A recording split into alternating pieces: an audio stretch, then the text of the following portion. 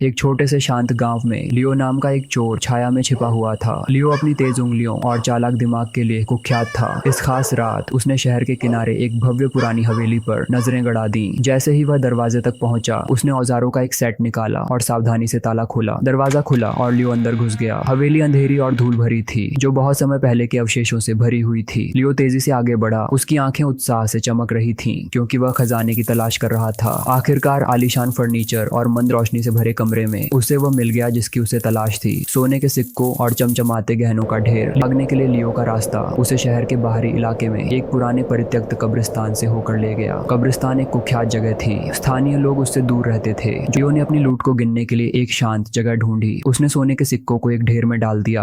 अचानक एक धीमी गड़गड़ाहट ने सन्नाटे को तोड़ दिया। लियो जम गया। उसका दिल तेजी से धड़क रहा था। जब उसने चारों ओर देखा, यह एक वेयरवुल्फ था, जो बहुत बड़ा और भयंकर था, जिसके मोटे फर और नुकीले पंजे थे जो चांदनी में चमक रहे थे। उसके कंधे से सोने का थैला फिसल गया और सिक्के जमीन पर गिर गए। वह अपने पीछे वेयरवुल्फ के भारी कदमों की आवाज सुन सकता था, जो हर सेकंड के साथ करीब आ रहे थे। जैसे जैसे वह भागता गया, कब्र के पत्थर धुंधले होते गए। उसके दिमाग में केवल एक ही विचार भर गया, भाग जाना। लेकिन चाहे वह कितनी भी तेज भागे, वेयरवुल्फ उससे भी तेज था। वेयरवुल्फ ने हमला किया, लियो को जमीन पर गिरा दिया। वह सांस के लिए हाँफ रहा था, क्योंकि वह रेंग कर भागने की कोशिश कर रहा था, लेकिन जानवर बेरहम था। उसके ऊपर मंडराते हुए वह गुर्राया। उसकी आंखें अंधेरे में चमक रही थीं। तब लियो को पता था कि कोई बच नहीं सकता। उसने अपनी आंखें बंद कर ली, अपरिहार्य के लिए तैयार हो गया। जैसे ही चाँद ने कब्रिस्तान पर अपनी पीली चमक बिखेरी, वेयरवुल्फ ने एक विजयी चीख निकाली। चोर चुपचाप लेटा रहा। चारों ओर बिखरे हुए सोने के सिक्के थे, जो उसे उसके विनाश की ओर ले गए थे। कब्रिस्तान फिर से शांत हो गया, सिवाय पेड़ों के बीच से फुसफुसाती हवा के, मानो उस मूर्ख चोर का शोक मना रहा हो, जिसने रात को परेशान करने की हिम्मत की थी। और उस दिन से गाँव थोड़ा शांत हो गया, मानो छायाओं ने अपना पुरस्कार ले लिया हो और संतुष्ट हो गई हो।